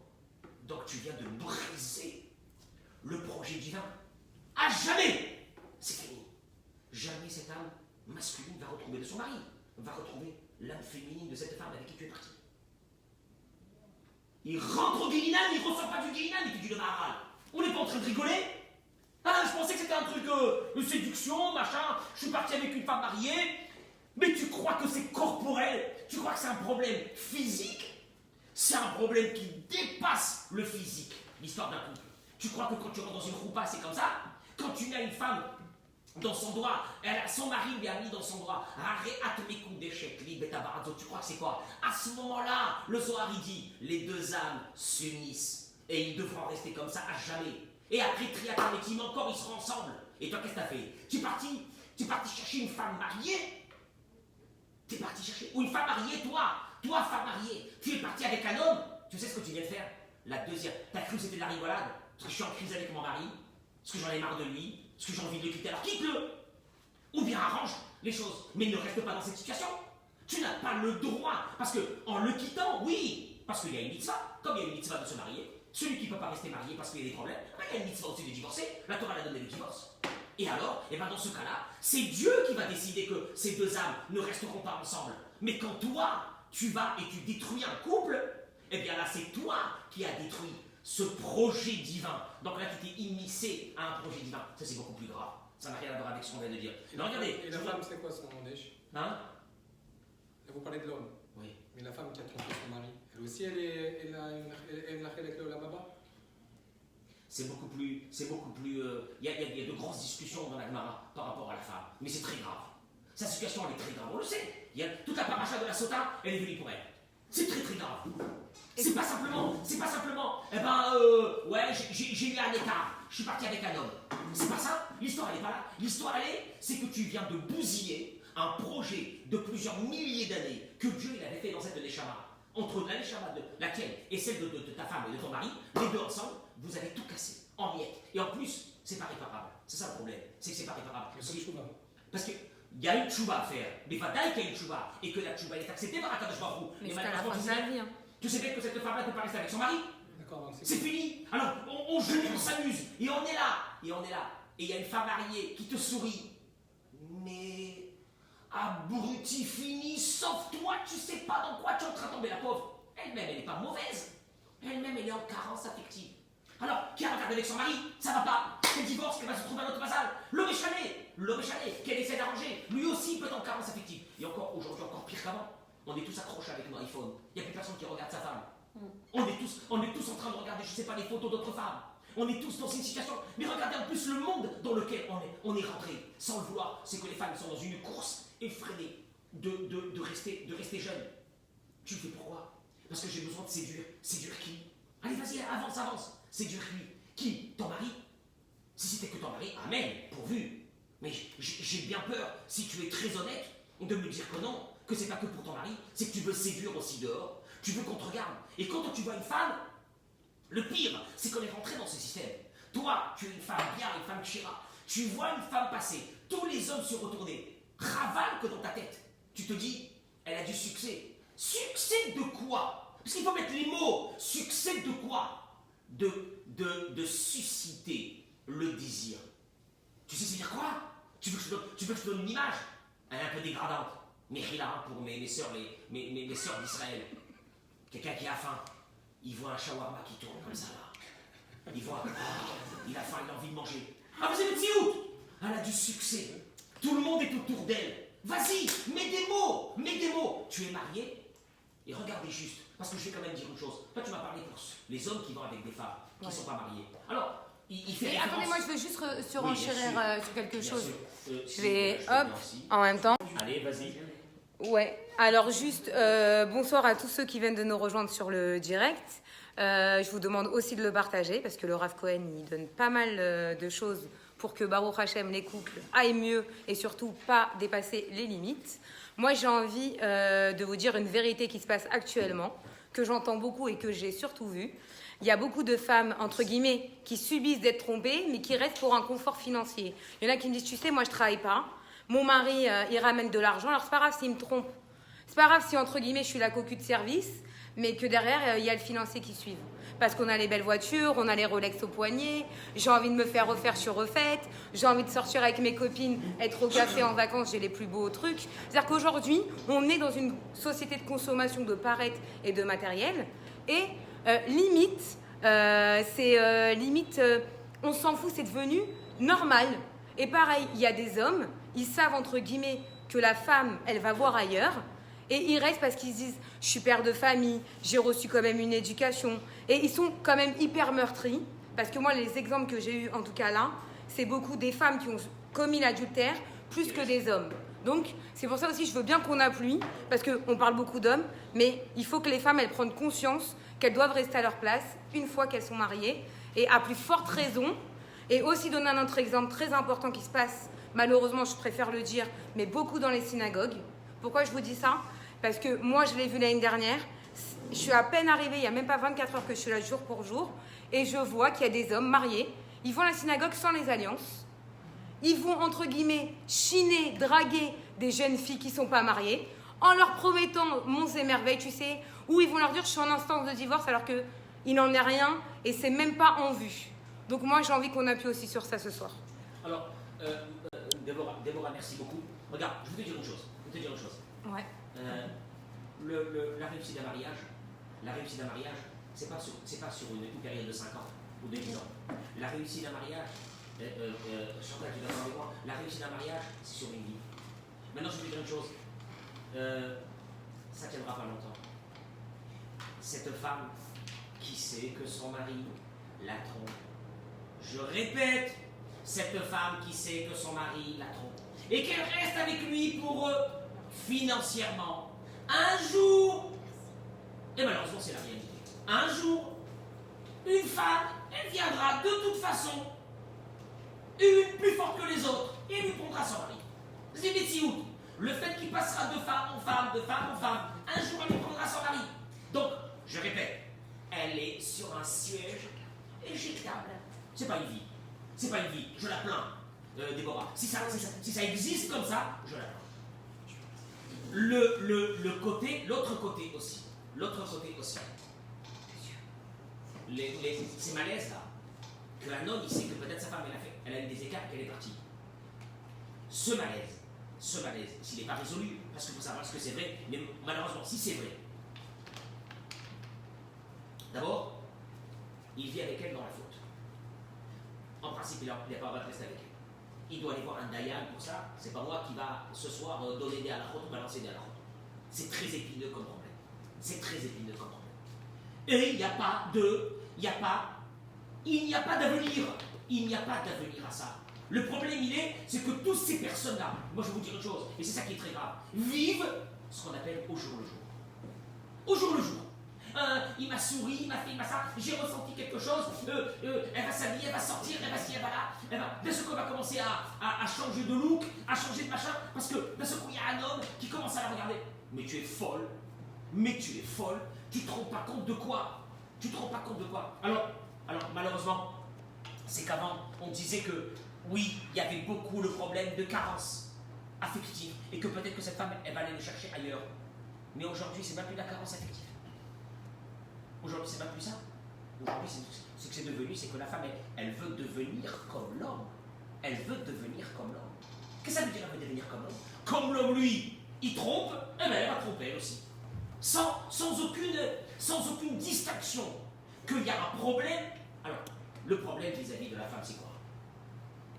Et pourquoi l'homme qui a trompé sa femme, il peut rester avec elle? La Torah n'a pas dit qu'il doit la quitter. S'il fait tchouva, il veut revenir avec elle, il reste avec elle. Pourquoi le contraire, oui? Pourquoi si la femme, elle a trompé son mari, alors elle doit... Parce qu'elle enfante des enfants. Parce que toute la Torah d'Israël est basée sur une chose, la filiation. Traduction, au moment où c'est qu'Hachem est venu donner la Torah, toutes les nations sont venues, ils ont dit nous aussi on veut la Torah. Akadosh Baruch Hu leur a dit, mais quand avec les Chavod, je vous demande une seule chose, apportez ce qu'on appelle les Gilat Yochassim, apportez votre filiation, que vous venez de père en fils. Ils n'ont pas été capables.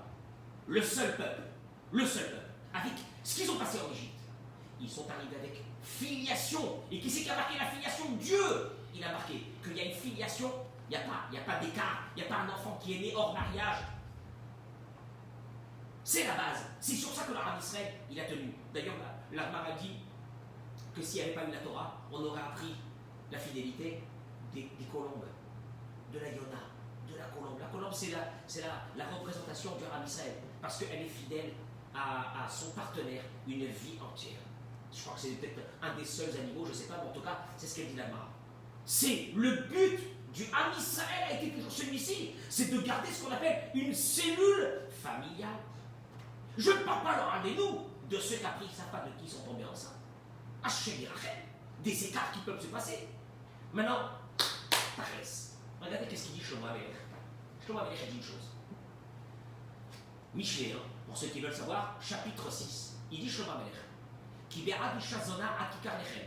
Car pour celui qui va avec des femmes, même s'ils ne sont pas mariés, c'est ce qu'on appelle dans la Torah zmout, débauche. On n'est pas dans la fidélité, on est dans la débauche. Je parle pour l'homme. On peut être réduit à une miche de pain. Traduction. Il dit ici, Rashi, on est réduit à la misère et à la pénurie totale. Alors, vous savez une chose, c'est que celui qui n'est pas dans la kidusha, par rapport à ça, c'est la poche. D'abord, Dieu commence avec la poche. La poche. Qu'est-ce que ça veut dire avec la poche? Il perd tout. Et il ne sait pas de quoi c'est marqué. Il dit, je ne l'air. Car pour une courtisane, on peut être réduit à une niche de pain. Une femme adultère prend dans ses filets un gibier de prix. Il explique, Rachid, il dit, une âne qui était auparavant de grand prix, elle vient et la traque au Guéinam. Ça veut dire quoi? Ça veut dire qu'avant, une âme de cet homme ou de cette femme qui était extraordinaire, elle va l'envoyer jusqu'au Guéinam à cet homme. Il te dit, Shlomo Amelech, peut-on attiser un feu sans que les vêtements soient consumés? Peut-on marcher sur du charbon ardent sans se brûler les pieds? Il est ainsi de celui qui approche de la femme de son prochain. Il ne restera pas indemne, celui qui la touche. On ne méprise pas le voleur qui commet un vol pour assouvir sa faim. Celui qui commet un adultère est sans cœur, qui veut détruire sa vie, agit ainsi. Tu veux détruire ta vie? Vas-y, rentre dans l'adultère. Shlomo Amelech te dit ça. Et là ici Rachid dit sur ça, il dit comme ça Rachid. Où c'est qu'il est marqué? Non. En tout cas, Rachid dit une chose, c'est que, regarde, ça veut dire que la Torah elle te dit, jamais tu penses que tu vas sortir d'une aventure comme ça, il y a un prix. Il y a un prix. S'asseoir avec une célibataire, la poche, les impôts, les machins, les ci, la poche. Où il y a de la débauche, d'abord ça commence par la poche. C'est la première des choses. Ah, mais elle est célibataire, je peux faire ce que je veux. La Torah te dit c'est znout. C'est de la débauche. Tu sais que ça veut dire que c'est de la débauche? Ça veut dire que même Bilam, quand il a voulu faire tomber le peuple d'Israël, il a dit à Balak, on voit leur des filles. C'est la seule chose. Pourquoi? Parce que leur Dieu haït la débauche. Tu rentres. Maintenant tu rentres dans une situation de danger. C'est pas que tu es en train de t'amuser. Tu sais, tu vas jouer aux cartes. C'est pas très joli.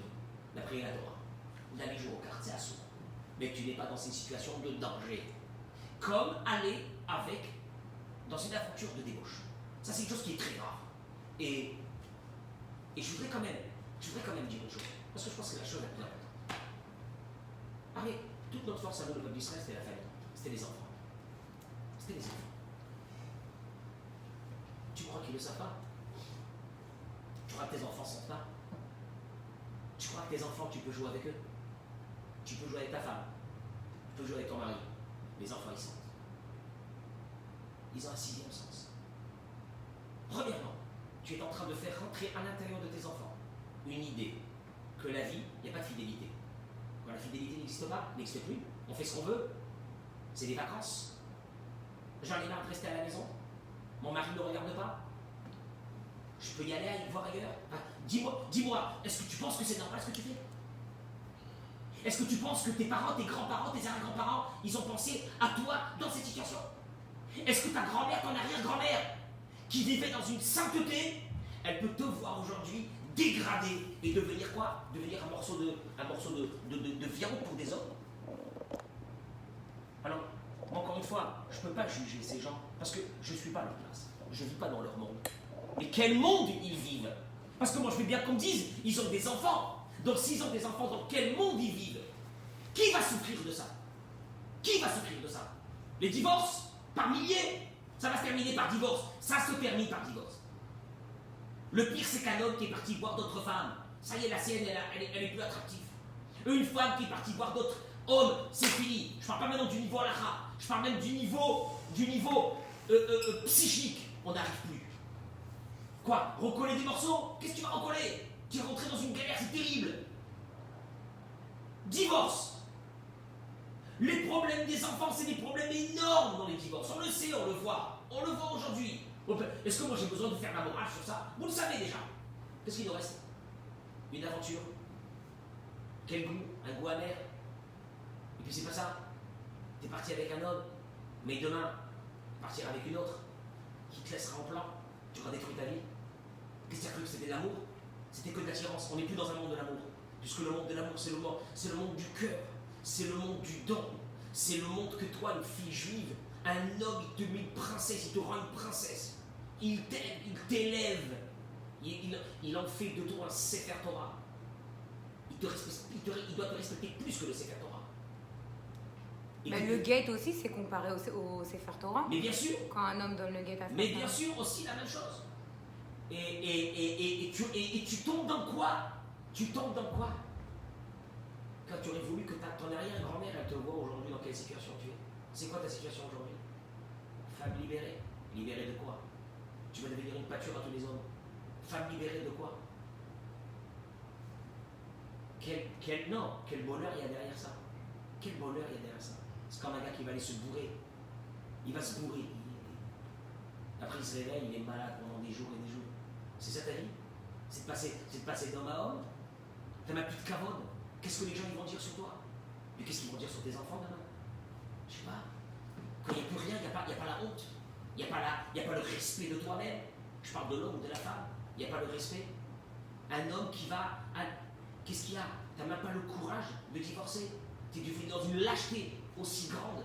C'est de faire souffrir ta femme en restant avec elle. Et tu sais bien que sauf à Ganav Letlia, la Gemara dit que la fin du voleur, c'est qu'il se fait attraper. Ça n'existe pas.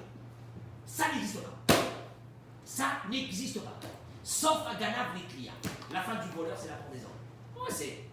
Et derrière ça, qu'est-ce qu'il y a? De l'amertume, de la catastrophe, des scandales, des deux côtés, des familles qui se brisent. Je voudrais quand même terminer par une chose qui est très importante. Un couple, c'est fragile. Mais un couple, c'est fragile. Et des crises, et des machins, et des hauts, et des bas. Qui c'est qui n'a pas eu ça, qui vient nous lancer la pierre? C'est fragile. Un couple, c'est fragile. Bénémet, c'est un travail d'une vie, un couple. Combien que c'est dur. Et là, vas-y, quand elle a 30 ans, et quand il a 40 ans, quand elle a 50 ans, quand elle a 60 ans, et c'est des crises et des machins. Et ben on rachète, et on continue, et on avance, il y a des bons moments, et ça va, et il y a une complicité, il y a de l'amour qui s'est fait parce que toi tu lui as donné à cette femme tout ce que tu avais dans ton cœur, et elle t'a donné, elle s'occupait de toi, elle t'a donné des enfants, elle t'a tout fait, il y a de l'amour. Pas dire qu'il n'y a pas d'amour, on n'est pas des chiens, il y a de l'amour, mais voilà, mais c'est fragile. Comment? Moi je pense que c'est un problème.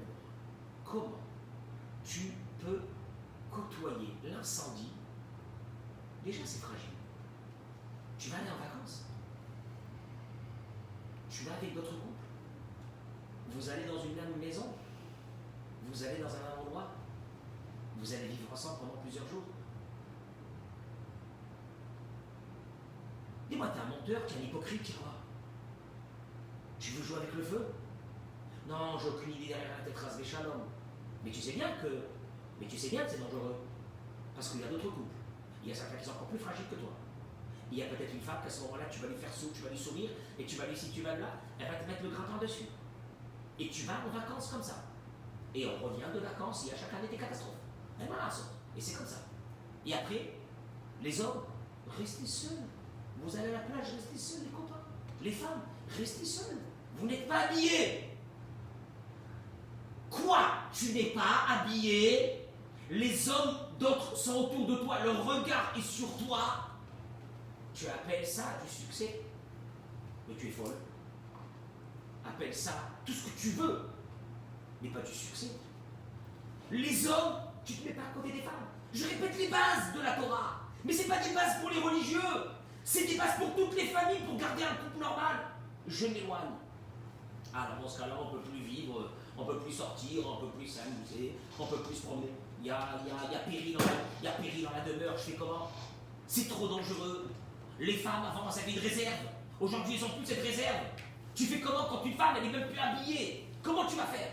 Alors comment ça marche? Bon, prochain, qu'on a encore des femmes qui sont de sa déquête, qu'on a des femmes qui sont dans la tsignout, des femmes qui sont dans la tsignout, dans la façon de se conduire dans la tsignout, mais sinon, comment on va faire? Mais c'est ça qu'il faut prendre conscience. Il faut prendre conscience d'une chose.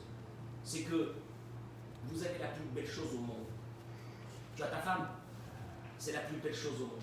Un craval, que tu t'investis pas dans les midotes, dans les traits de caractère, pour essayer de changer, pour essayer de la comprendre. La femme, je dis la même chose aussi. Tu as un mari, Baruch Hashem, il est gentil, oui, mais ça, il y a ça. Va voir quelqu'un, va voir un rave spécialisé dans ça, va voir quelqu'un, essayer d'arranger. On peut arranger. C'est pas vrai qu'on ne peut pas arranger, c'est pas foutu. Parce que tu sais pourquoi? Parce que sinon, tu restes derrière quoi? Tu restes derrière un danger énorme, qui est celui de la société d'aujourd'hui. On va faire comment? C'est pas possible de continuer de cette façon. Alors, on va continuer à entendre des cas, les pires les uns, les plus que les autres. Prendre conscience qu'il y a une valeur la plus grande et la plus haute.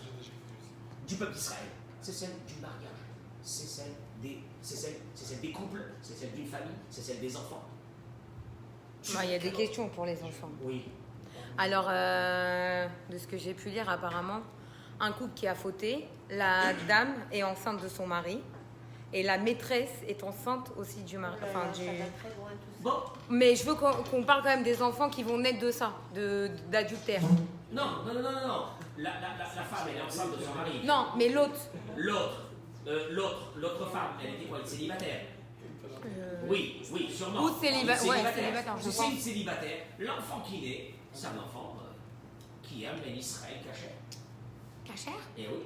Pas mamzer. Non, mamzer, c'est seulement sur une femme mariée. Ok, alors ça, je veux bien qu'on l'explique. Voilà. Qu'est-ce qu'un enfant mamzer? Ah non, je vais répéter la question en leur disant. On va quand même répéter bien la question, parce qu'il y a pas mal de gens qui se posent, qui veulent savoir et vraiment comprendre. Alors, qu'est-ce qu'un enfant adultère? Le Rav, il va vous répondre à cette question, et si vous avez des questions, c'est maintenant. Un enfant adultère, c'est un enfant qui est né d'une relation entre un homme et pas sa femme, et une femme mariée. Ok, donc que marié, que statut marié. Que marié. D'accord. Après, encore une fois, il y a, Baruch Hashem, des personnes qui font teshuva. Ils ont eu une relation avec une femme qui était célibataire, ils se sont mariés avec elle, ils n'étaient pas mariés, ils ont eu une relation avant le mariage, ils ont eu un enfant, ils ont fait teshuva, l'enfant Baruch Hashem, il est caché, il est tzaddik, et tout ce que vous voulez. C'est pas l'idéal que la Torah elle demande. Mais bon, le gros problème. C'est modernisé quand même. Hein. Comment? Ça s'est modernisé. Non, c'est marqué dans la Torah. Non, mais c'est-à-dire c'est devenu, parce qu'il y en a beaucoup quand même aujourd'hui aussi qui tombent enceintes sans être mariés. Top, malassot. Je ne vais pas les juger. Il y a des personnes que malheureusement. C'est pas un jugement, mais c'est-à-dire il y a toujours une solution. On n'est pas dans le cas de l'adultère. Le cas de l'adultère, c'est une femme mariée avec un homme qui soit célibataire ou marié, Maintenant, il faut savoir autre chose aussi. C'est que dans le cas où c'est que c'est une célibataire qui va prendre un homme marié, on a déjà parlé de ça. Détruire un couple. Prendre un homme marié, et dans ta tête, d'hypocrite, tu dis ouais, mais il n'allait pas bien avec sa femme, je l'ai piqué. Juste une chose. Moi, je mets un petit astérix.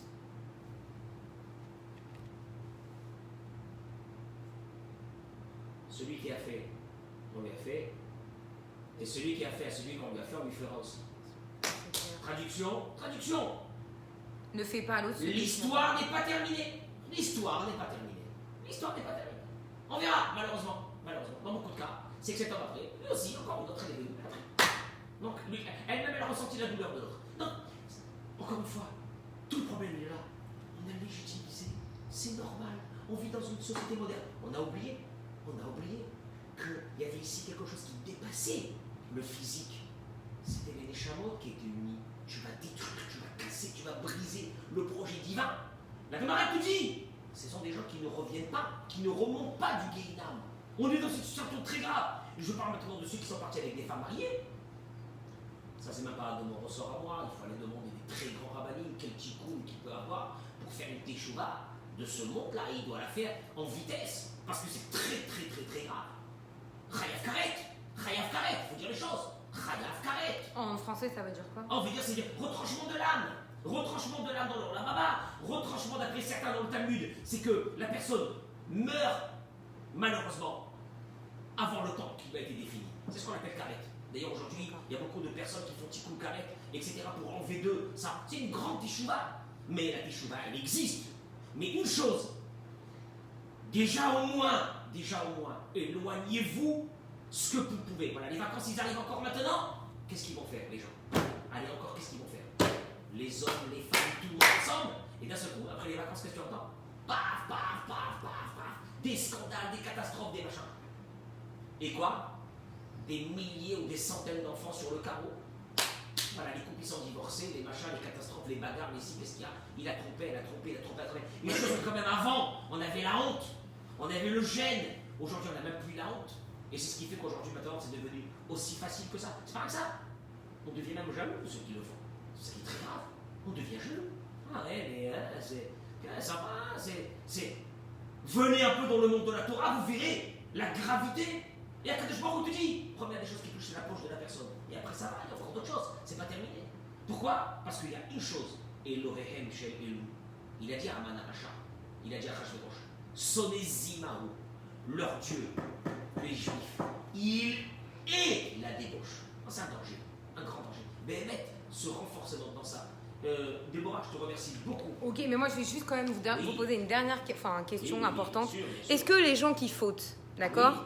avant de faire teshuva, Oui. qui sont mariés, qui ont déjà des enfants d'un certain âge, est-ce que ça peut tomber sur eux ou pas? Moi j'ai peur de répondre à Déborah, à ce genre de. Non, bah, je vous le dis, on me l'a beaucoup posé. Non, j'ai peur de répondre, mais l'Agmara dit que Baravon et Avot, Bani Metim, avec la faute des pères, c'est les enfants qui Qui paye, on est d'accord. non, Si les enfants reproduisent mais les je veux mêmes pas, je veux pas. Non, je veux non, pas mais rentrer ok, on dans va un pas- système. Non, ok, on est vaste. Je cite ce qui est marqué dans la Torah. Je ne veux pas rentrer dans un système de menace ou de faire peur. aux Non, gens. non, bien sûr. Que chacun prenne conscience qu'on a des enfants. Tu as des enfants. Fais très attention à tes enfants. Je te conseille de faire attention. De faire attention. Tu sais comment? Si déjà on peut avoir avec Dieu un peu de miséricorde pour qu'il nous protège. Et pour avoir cette miséricorde, c'est surtout pas d'attiser la colère, la Kadosh Baruch Hu quand tu vis dans une vie dissolue. C'est une vie dissolue. Quoiqu'une femme mariée, c'est Kodesh Kodashim. Personne ne peut s'approcher d'une femme mariée. C'est la sainteté la plus totale. C'est le symbole. C'est le symbole du Rav Israël. Tu es devenu quoi? Du symbole du Rav Israël. Passé, tu es devenu une quoi? Tu es devenu quoi? Du symbole du Rav Israël. Et surtout, ne pensez pas que ça s'est démocratisé dans le ciel. Si ici on est dans la catastrophe, là-bas en haut, c'est la halachot sont les mêmes. Elles n'ont pas changé depuis 3500 ans. C'est les mêmes halachot. Avec la même gravité. Oui, mais aujourd'hui, chez nous, c'est pas grave. En haut, c'est grave la même chose. Ok, et moi j'ai une autre question. Pour les enfants qui sont mamzer, comment pour eux l'avenir est vu en sachant qu'ils sont le fruit malheureusement de... Parce que eux ils sont pour rien, on va pas se mentir. Que ce soit une fille ou un garçon qui naît... Non, juste pour te répondre à ce genre de questions, il faut se référer à de grands dayanim. Vous avez le Ravishai, etc. Okay. Mais juste une chose, tu as dit quelque chose, tu dis eux ils sont pour rien. Je voudrais te dire que malheureusement, cette question pourrait se poser quand il y a deux personnes que les médecins ils veulent se marier et que les médecins ils leur disent attention, vous avez un problème de consanguinité, c'est bien ça, et que vous risquez d'avoir un enfant qui est malheureusement avec des problèmes. On est d'accord ou non? Bon, ben, l'enfant qui est né avec des problèmes, qu'est-ce que tu fais? Tu dis à l'hôpital, tu pousses des cris et tu dis à l'hôpital quoi? L'enfant il est pour rien, faut pas qu'il soit malade, malheureusement. Ah, malheureusement. Ah, bah oui. Ah, bah voilà. Malheureusement. Oui, l'enfant il n'a rien fait pour ça aussi. Malheureusement, voilà. Il y a eu des problèmes de consanguinité. Eh ben, il y a un enfant qui est sorti comme ça. Eh ben, ah oui, mais le pauvre, c'est pas de sa faute. Je suis désolé de ne pas être comme ça. Tu sais bien que c'est la réalité de la vie. Spirituellement, c'est la même chose. D'accord. La même chose que matériellement. Après, sur la question elle-même des mamzérines, je m'en de parler de ça parce que c'est tellement grave. Et d'arriver même à parler de ça, c'est qu'il y a un gros problème. C'est qu'il y a un problème de société qui ne va pas du tout. Mais malheureusement, on est quand même confronté à ça. Oui, je sais. Mais pour ça, il faut se référer à de très... Parce que c'est des questions qu'on n'a pas eues. Malheureusement, on ne les a pas vues tous les jours. Autant que peut-être on le voit maintenant. Mais malheureusement, pour ça, il fallait vraiment demander à de grands dayanim. C'est cas par cas. D'accord. C'est cas par cas. Ça ne peut pas être des généralités où on balance des halakhot comme ça. C'est vraiment cas par cas. Une femme qui a fauté, c'est cas par cas. Elle doit aller voir un dayan, elle doit aller voir des gens spécialisés dans ça, savoir comment il est sorti compte, qu'est-ce qu'elle doit faire, est-ce qu'elle peut rester avec son mari, pas rester avec son mari. C'est très compliqué. Mais une chose est sûre, c'est que c'est la fin du monde si on arrive à une situation où on ne parle pas de ça et qu'on dit que c'est normal et qu'on vit dans un monde moderne. Donc à partir de ce moment, on a fini avec le Rav Israël. Si on rentre dans ça, on a fini avec eux. Parce que tout ce qui a été le Rav Israël, ça a été la famille. Ça a été l'homme et la femme. Voilà l'emblème du Rav Israël. L'homme et la femme. La fidélité. C'est tout. Après, dans la Torah, il y a eu le divorce. Il a existé. Sans problème. Sans problème, ça va pas. Mais de choisir une voie parallèle qui est celle de tromper, alors c'est d'une abomination totale. Et c'est sur ça que moi je vais prendre conscience. Le cours d'aujourd'hui n'a pas été pour accuser des gens. Le cours d'aujourd'hui, c'est de la bienveillance. Pour prendre conscience aux personnes, aux gens qui sont en train de jouer avec quelque chose de fondamental. Je répète, de fondamental avec la Torah. Mais je voudrais juste terminer par une chose. Mais Vakasha,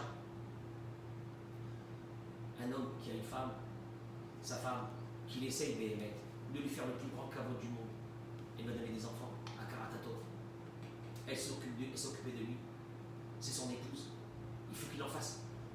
Il faut qu'il brise ses midotes. Il faut qu'il brise son caractère. Parce que c'est ce qui va faire de lui un homme extraordinaire avec une bracha la plus grande au monde.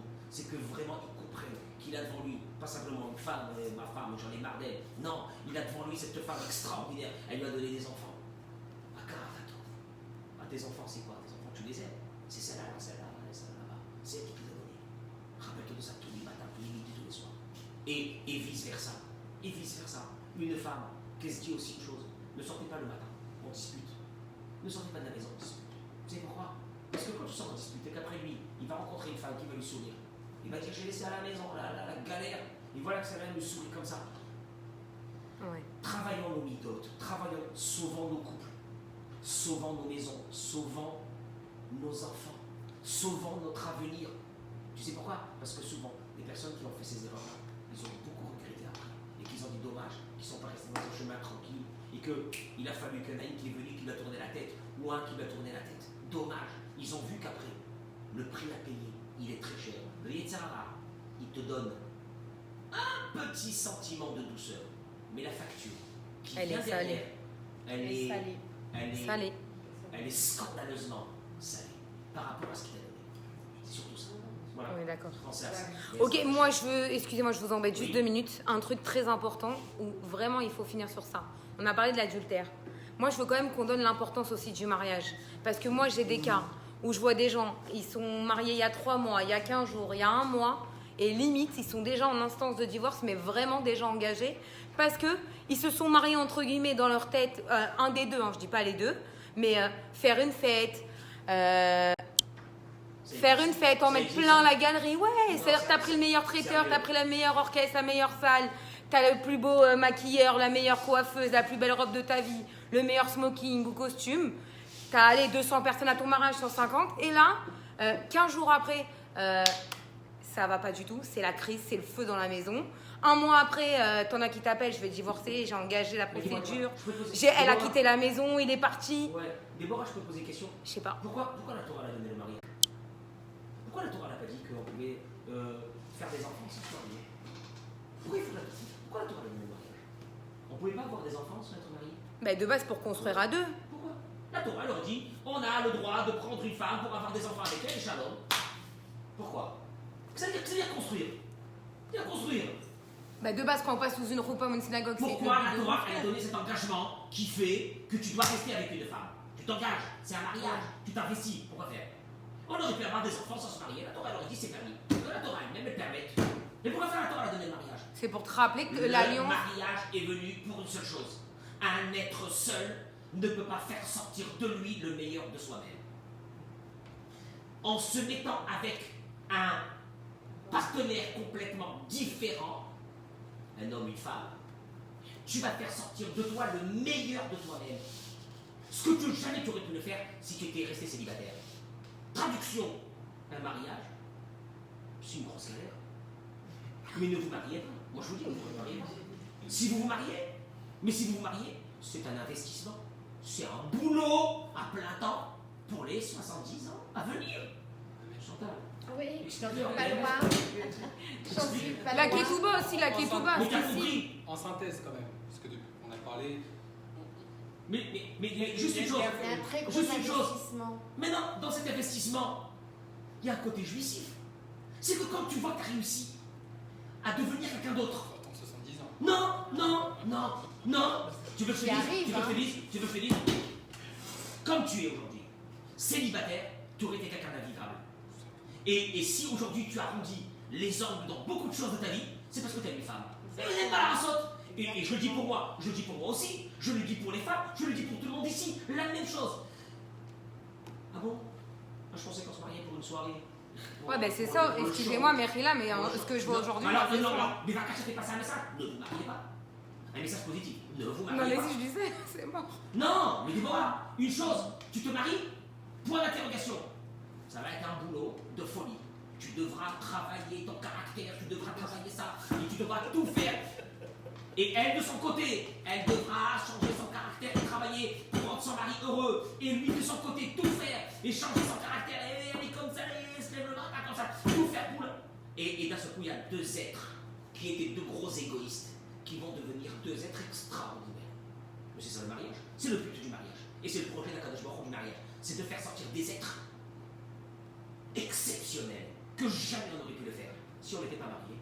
Point barre. Ok, et une dernière, promis après. Ah, mais alors, mais Rila, Je le Déborah, tu peux pas dire le mariage, c'est la soirée. Non, mais parce que- Tu peux pas dire le mariage, c'est j'ai flashé sur lui. Tu peux pas dire je l'ai kiffé. Mais je comment me suis vous marié. expliquez alors qu'il y en a qui quittent le domicile au bout d'un mois de mariage, ils retournent chez leurs parents, c'est pas pour moi, je me suis rendu compte que c'est pas pour moi. Non, non, non, ils se sont rendus compte de quoi? Et les parents ils les gardent, Non, le mais pire une c'est que seconde, les parents les les gardent. Ils se sont rendus compte de quoi, Déborah? Ils se sont rendus compte de quoi après un mois du mariage? Un flash. Qu'il n'était pas prêt du tout à cette investissement. Ouais mais quand il a 40 piges et elle a 35 ans, excusez-moi, il faut être prêt à un moment donné. Ah, mais il y a des- On parle pas d'enfants là, on parle pas des gens de 20 ans qui Non, se mais marient il y aux a des gens 18 qui ans. sont pas terminés à n'importe quel âge. Moi je suis d'accord. On vit Il y a une des gens qui époque, sont pas terminés à on n'importe vit quel âge. une époque où les hommes ne sont Malheureusement, pas il y a des gens bien, il y a terminés. des gens comme C'est ça. ça le Justement, Mais des gens- tout on parle un peu quand même, on est dans une société, depuis le début du cours, Oui. vous avez cité nos grands-mères, nos grands-parents, d'accord? Parler de retranchement, donc qui arrête, etc. Est-ce qu'on doit revivre comme à l'époque? Parce qu'aujourd'hui, on parle, une femme, elle travaille, elle côtoie, elle rencontre. Il est difficile une femme dans une société, peu importe quel boulot qu'elle soit, mais t'as pas très avocat, etc., de ne pas avoir une promiscuité, de ne pas Partout, parler, mais bien sûr, de ne pas partout. parler sans horaire avec un téléphone, etc., de ne pas sourire, de ne pas être... Donc ça, je parle du rôle de la femme, c'est pareil pour l'homme. Comment aujourd'hui on se met des garde-fous, comment aujourd'hui on doit vivre dans cette société. Les phénomènes des mariages one-shot, c'est la société, c'est aujourd'hui, Voilà, c'est voilà, fun. c'est Mais comme ça. comment aujourd'hui on peut être un bon juif si on n'est pas forcément né dans une famille religieuse, pratiquante, croyante, qui arrive également, il faut en parler. On n'a pas tous la chance de pouvoir, on est quand même une minorité de pouvoir connaître des rabbins, de pouvoir s'asseoir dans une synagogue, d'avoir un peu de base. Il y a aussi beaucoup de gens qui n'ont pas cette chance-là d'avoir des valeurs et des bases de Torah. Torah. Tu veux que je te dise Comment une chose? vivre dans cette société? Tu veux que je te dise une chose? Ce qui est fondamental, Rila, ce qui est fondamental, c'est de se construire d'abord Je parle de valeurs. mais Non, c'est pas que religion là, c'est Il y a des ça. gens très très religieux qui sont aussi pires que les. Comment dire? Voilà, c'est pour ça Voilà, que. Protéger dans les deux. Il y a deux choses. Généralisé, hein. Il y a ce qu'on appelle une éthique dans sa vie. Je dis, moi je veux garder mon couple. Ma femme a dit, je veux garder mon couple. Donc à partir de là, tu sais c'est quoi quelqu'un qui dit, je vais me mettre au régime. Je ne m'approche pas des gâteaux, je ne m'approche pas de ça, je ne m'approche pas de ça. On est d'accord ou non? Il se fait des barrières. Ça c'est premièrement. Mais il y a une deuxième chose qui est fondamentale. Moi je pense que c'est la l'élément fondamental. C'est comment on appelle ça, la chevra, L'entourage. les fréquentations. L'entourage. Les fréquentations. Tu veux que je te dise, quand tu fréquentes des gens de grande valeur, il y a des gens, pas spécialement religieux ou très religieux, de grande valeur, avec des principes, avec un kavod, avec une classe, avec un kavod, avec une réserve. Pas il regarde ta femme, non, avec une réserve. Avec une réserve. Et cette réserve ne crois pas qu'il a parce qu'il est réservé de la nature. Non, c'est parce qu'il a compris Il faut mettre des limites. qu'il faut mettre. Non, que s'il n'y a pas de barrière, on tombe tous. Tous, rabbin par rabbin, on tombe tous. Il faut bien dire les choses. Il faut bien dire les choses. Si le rabbin il se met Ouais, pas c'est des pas limites, qu'une il tombe. question de Si religion, c'est ça aussi le qu'on type dit. lambda, il se met pas des limites, il tombe. Tout le monde en tombe. Ça veut dire que, en d'autres mots, un vrai couple, c'est un couple qui communique beaucoup. Énormément communiquer. Deux personnes qui vivent quelque part un peu seules, ils sont seuls. C'est très dangereux. La solitude, elle amène la personne à ça aussi rapidement. Et encore une fois, je ne vais pas dire que c'est moutard parce qu'ils sont dans la solitude. Mais la communication, énormément de communication. Raviver. Pourquoi tu t'es marié avec elle? Raviver les choses qu'elle t'a données. Raviver les choses que lui t'a données. Raviver. C'est-à-dire mettre en exergue les vraies valeurs de chaque être humain. Rappelle-toi le jour où tu es rentré dans cette roupa. Tu es rentré avec une femme dans une roupa, tu es rentré avec un mari, qu'est-ce qui s'est passé depuis? Tu es parti comme ça, ouh. Et c'est ça, ces idées qu'il faut garder en tête. Mais moi je pense ça. Ce qui est fondamental, c'est la réva. Vraiment, ce qui est fondamental. Les fréquentations. Les fréquentations. Ok. Les fréquentations, c'est fondamental. Tu habites dans un endroit où c'est qu'il y a des gens qui sont complètement débridés et que tu vis avec eux, tu manges avec eux, tu les invites, tu es avec eux. Égal, très grand danger. Même si toi à la base t'es un gars très pur, et ta femme aussi très pure. Grand danger. Garde tu sais quoi, Non, oui. Ah bah, il y a une bonne question d'une dame qui est Cohen. Elle pose la question, est-ce que quand un rabbin a fauté, c'est le même impact que pour quelqu'un de normal? Pour moi, c'est le même impact. Non. Mais il a le même... Un rabbin, il a le même statut qu'un homme normal. Non, un rabbin qui a fauté, Ouais. Un rabbin qui a fauté, là c'est un homme qui a fauté, plus le chilou lachem. Le chilou lachem, ça veut dire, salir le nom de Dieu, parce qu'il représente les valeurs de la Torah, il représente tout ça. Voilà. Mais ça existe comme partout. Un homme qui doit savoir que jusqu'à son dernier jour, il est à l'abri de rien. Le Yetzer Hara, il est là pour tout le monde. Il n'y a pas de question de religion. Il n'y a pas des saints. Il y a des gens. Par contre, chez nous, il y a quelque chose. Même chez les goïms, ça existe, qu'on n'a pas le droit de l'adultère. Mais par contre, il y a des. Mais voilà. Mais par contre, il y a quelque chose chez nous qui est très important. C'est les barrières. Et nous, aujourd'hui, on les a fait voler en éclats en ne se rendant pas compte que ces barrières, c'est ce qui nous a protégés jusqu'à aujourd'hui. Et aujourd'hui, on a éclaté. C'est pas ça. Le monde occidental ou le monde goïm, qui eux, peut-être n'ont pas ces barrières, nous ont fait rentrer dans notre tête qu'on pouvait vivre sans les barrières. Ça a amené quoi? Mais tu as oublié. Mais vous êtes rentré dans une roupa. Ouais, mais la ketouba, excusez-moi, ils la comprennent pas non plus. Moi, je pense qu'aujourd'hui, quand les gens ils vont pour se marier, faut leur traduire la ketouba. Parce que, en fait, ils signent, mais ils savent pas ce qu'ils signent. Je vous le dis. Moi, je parle avec des hommes mariés aujourd'hui qui viennent de se marier, ils ont rien compris de ce qu'ils ont fait. Ce qu'il faut, une chose. Hein. Moi, je vous dis une chose qui est très importante. Les célibataires, obligatoire de passer des cours, des vrais cours de préparation. Ici en Israël, c'est pas des petits cours, c'est très lourd. Moi, je dis mes enfants qui sont mariés, ils ont fait ces cours-là, ils m'ont dit papa, ça nous a évité des milliers de problèmes. Tout le fonctionne. Je sais pas si en France il y a des cours. Je connais des cours avant le mariage. Dis-moi, une seconde. Tu as un permis de conduire? Bien sûr. Oui, parce que sinon tu ne vas pas prendre une voiture. Il devrait y avoir un permis pour se marier. Eh ben oui, pour ne pas faire des erreurs. Parce que tout le monde peut faire des erreurs. Mais au moins tu sais dans quoi tu t'engages. Tu sais dans quoi tu t'engages. C'est pas que tu te lèves le lendemain, tu dis je sais pas.